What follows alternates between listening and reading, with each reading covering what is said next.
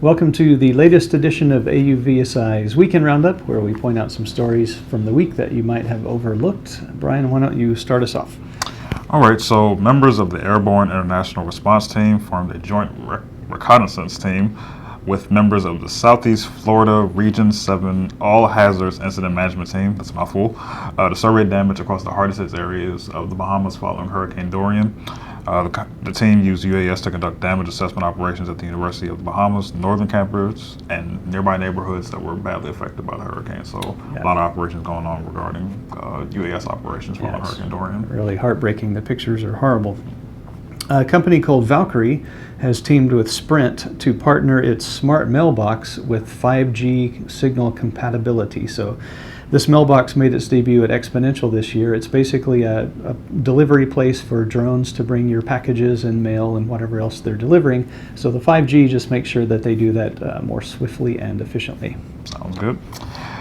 And drone racing news. Next month, the Drone Racing League will debut artificial intelligence robotics racing at the University of Central Florida. The effort is backed by Lockheed Martin, and there will be up to $2 million in prizes. So all the drone racers out there, get ready and try to win some money out there. That's pretty cool.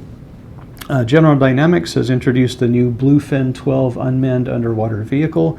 It's got modular payload capability, and they'll be delivering some to go alongside their Bluefin-9 to support the Australian Navy. Last item for me. In China, KFC is using an autonomous drone system to make deliveries of its chicken.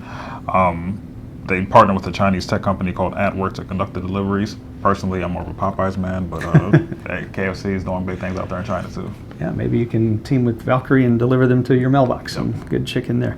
I've got two more things. L3Harris Technologies has unveiled a new T4 robot at a show in London.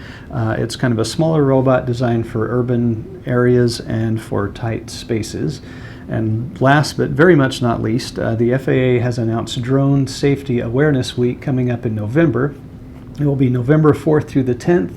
We will be helping out with that. Our chapter is going to be doing different things across the country. So I'm going to include a couple of links and make sure you check those out. There's going to be a lot more news to come on that front. So that's what we have for you this week, and we will see you next week.